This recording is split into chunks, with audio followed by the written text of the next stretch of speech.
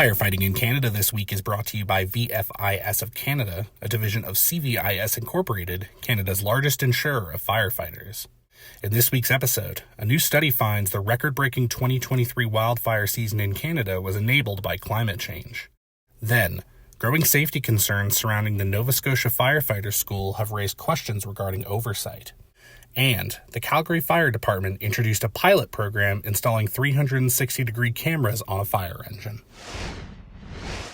A new study reports Canada's 2023 wildfire season, which burned a record 15 million hectares and forced the evacuation of over 200 communities, was enabled by climate change.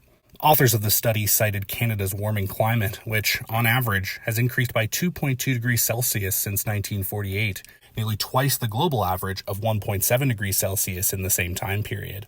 Scientists referenced the 2021 heat dome that covered much of northwestern North America, which brought record temperatures and an escalated wildfire season to British Columbia, as an additional example of human impact on climate, saying the heat dome would have been 150 times less likely to occur without ongoing anthropogenic climate disruption.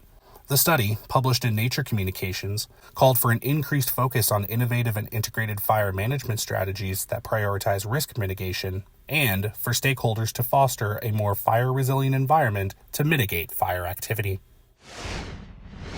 The Nova Scotia Fire School has been issued a stop work order, halting training classes indefinitely.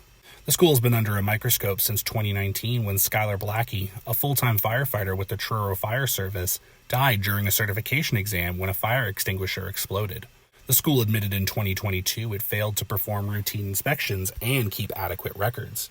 CBC News reported the facility received 41 new safety recommendations as part of a third-party review, with the province's Labour Department saying 22 high-risk activities were noted by occupational health and safety officers in July. Retired firefighter Dennis Prevost told CBC News that a lack of oversight for the Nova Scotia Fire School was a symptom of the Wild West experienced in the province, and that legislation needs to be introduced. Labour Minister Jill Balser met with firefighters in what was called a positive and productive conversation by firefighter Joe Triff, a member of the Atlantic Province's Professional Firefighters Association, to CBC News. The minister will consult with other ministers about what the future of the school may look like. The Calgary Fire Department introduced a pilot program fitting one of their engines with traffic safety cameras, providing audio and a 360-degree view around the truck. The purpose of the cameras is to capture footage in the event the engine is involved in an incident while driving, or to identify motorists driving unsafely around the apparatus. Deputy Fire Chief Pete Steenertz said in a press statement similar systems have already proven beneficial for the Calgary Police Service and Calgary Transit. If successful, CFD could outfit up to 8 engines with similar technology at the cost of $10,000 per vehicle. Thanks again to VFIS of Canada, a division of CVIS Incorporated, Canada's largest insurer of firefighters. Stay tuned for our next episode on Friday, September 13th.